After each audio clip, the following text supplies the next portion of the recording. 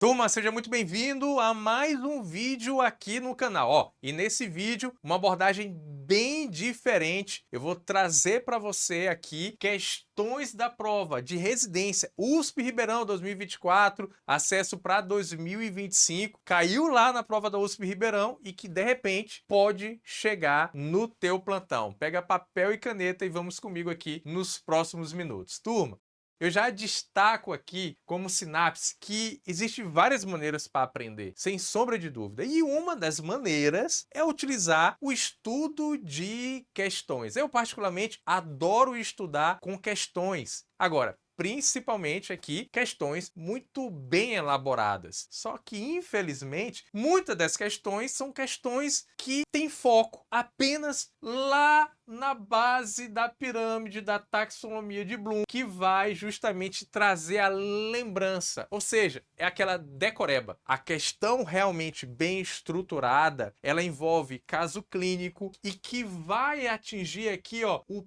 pico da pirâmide de conhecimento, da taxonomia de Bloom, os níveis de pensamento, que é justamente colocando aplicação, análise, avaliação, criação, ou seja, que exija um pensamento crítico. Essas são as melhores questões. Inclusive, eu desenvolvo questões por um tempo, já desenvolvi questões para concursos, mas desenvolvo continuamente na faculdade a construção de questões, e sempre são questões inéditas, baseadas em casos clínicos. Isso exige mais do elaborador da questão e que, de fato, vai fazer com que o aluno ali tenha um aprendizado mais satisfatório utilizando essa estratégia. Bom, o objetivo desse vídeo aqui, dessa aula, vai ser justamente descobrir aplicações práticas de questões de emergência extraída da prova de residência da USP Ribeirão, acesso direto. Então vamos aqui pegar o que caiu na prova e discutir para a gente aplicar no nosso plantão. Primeira questão que eu trago aqui para você é justamente essa aqui. Acompanha comigo. 8 anos de idade, trazida para a sala de emergência após ser atropelada. Pela cinemática do trauma, eu já entendo que é um caso grave. A criança foi encontrada inconsciente no local, mas recuperou a consciência durante o transporte para o hospital. Turma, isso aqui pode ser um TCE, óbvio que é um TCE, uma lesão cerebral traumática, uma concussão cerebral, essa perda transitória de consciência,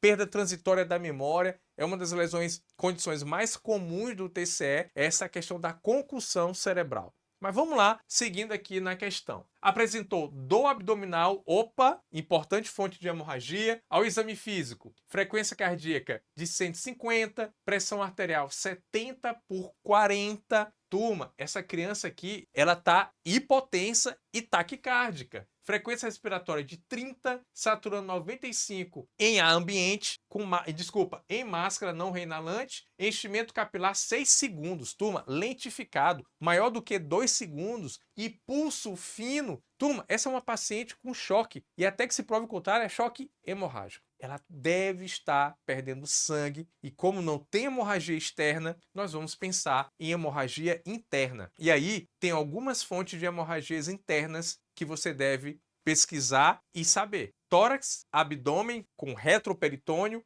pelve e até mesmo ossos longos, quando você tem fratura, seja ela exposta ou uma fratura fechada. Vamos continuar aqui no enunciado da questão. Foi feito 20 ml por quilo de cristalóide, ringue lactato ou soro fisiológico, de preferência aquecido a 39 graus, tá? Com manutenção de parâmetros clínicos. Ou seja, foi feito 20 ml em bolos por quilo e ela não teve resposta. Os parâmetros clínicos continuaram os mesmos de um choque hemorrágico, de uma descompensação clínica. Qual é o próximo passo no manejo dessa criança? Qual que é a tua conduta? Veja que é uma questão aplicável na prática para o teu plantão. Pode ser um plantão no SAMU, na UPA ou em uma sala de emergência. Você fez o bolos inicial de cristalóide e agora tem que tomar a decisão. O que é que eu vou fazer? Qual que seria a melhor abordagem? Turma, neste caso aqui, se a criança não responde ao bolos inicial de cristalóide, o próximo passo é fazer a transfusão. Essa paciente, ela precisa mais precocemente, dentro dessa estratégia, receber sangue para alcançar melhor perfusão e estabilidade hemodinâmica, fazendo aqui uma transfusão de concentrado e plasma. Lembra que no doente vítima de trauma com choque descompensado, a presença da coagulopatia é um dos pontos aqui deletérios nesse paciente. Então, essa é a estratégia utilizada em uma criança com choque hemorrágico grave. Então, o próximo passo seria infundir concentrado de hemácias. Anos atrás, a estratégia era, e talvez você ainda estava com essa em mente, fazer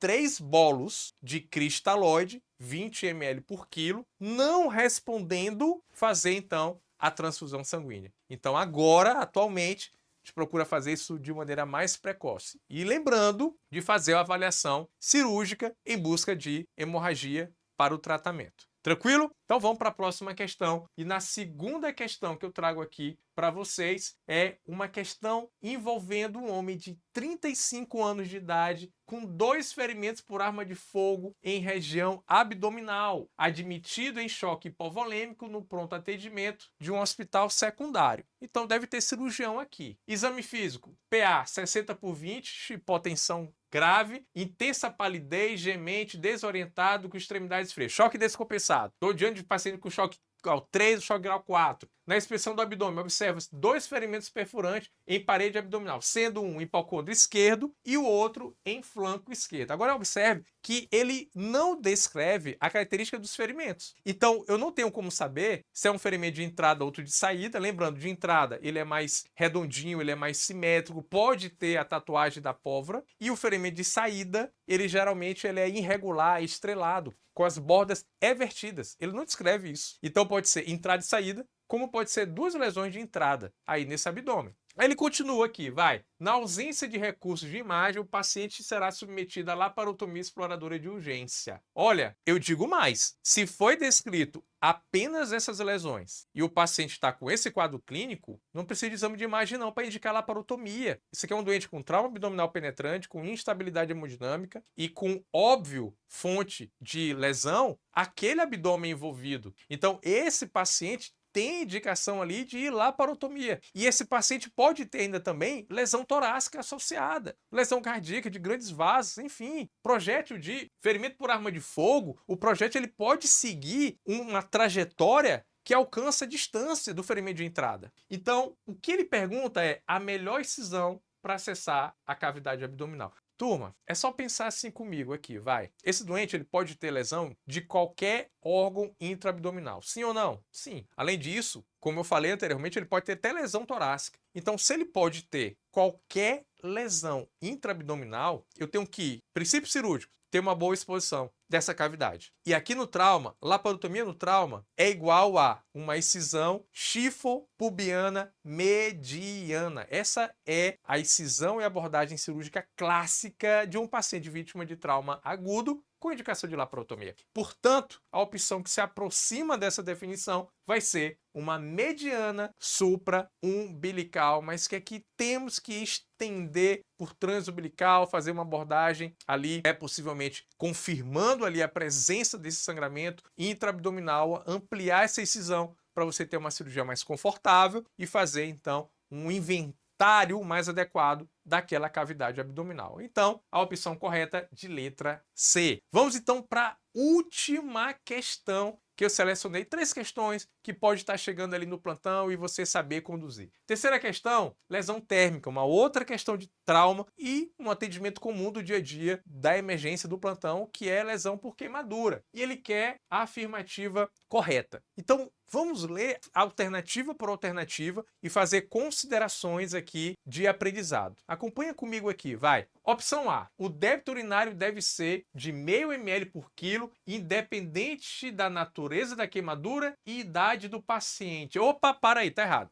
Primeiro, idade do paciente. Turma, 0,5 ml por quilo hora é para o adulto. Criança, 1 ml por quilo hora, podendo ter algumas variações. Então tá errado por aí. E outra, se o doente tem uma queimadura por choque elétrico, eu vou ter que, mesmo no adulto, aumentar esse débito urinário. Então, está errado. B, para o cálculo de área queimada de maneira irregular, tipo, regular todo o tórax anterior, todo o membro superior direito, utilizar a palma da mão do doente, excluindo os dedos, que representa 1%, está errado aqui, porque utilizamos essa regra da palma da mão, mas incluindo os dedos do paciente. Aí vai ter uma área estimada de 1%.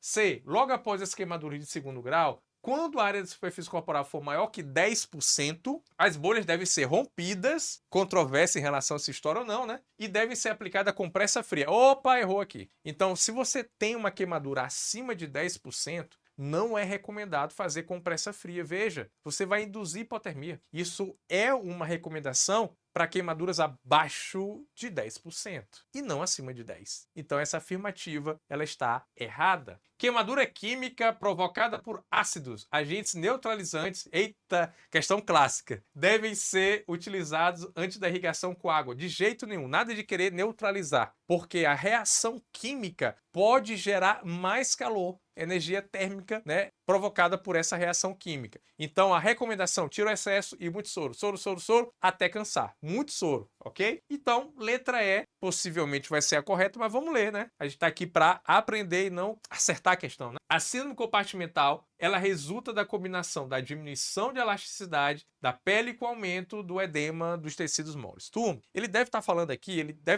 está falando aqui de queimadura circunferencial. E aqui, queimadura circunferencial, especialmente de terceiro grau em extremidades. Você vai ter um enrijecimento da pele, a pele vai ficar dura, ela se contrai e você vai ter um edema de partes moles aqui, em especial da musculatura. E essa musculatura tendo edema progressivo e não podendo expandir porque a pele não permite, vai levar então a comprometimento de perfusão, comprometimento nervoso circulatório, levando essa síndrome compartimental de membros. É um risco que pode acontecer numa queimadura circunferencial de membros. Então a opção correta é a letra E. E aí eu te convido a conhecer e ser um assinante do Elite Emergência 24/7. Lá é uma plataforma para o médico plantonista, distribuído em uma didática, uma metodologia de 5 módulos. Em cada módulo, construindo conteúdo de aplicação na prática. E um dos módulos é justamente o Emergência IQ, onde lá nós realizamos comentários em vídeo,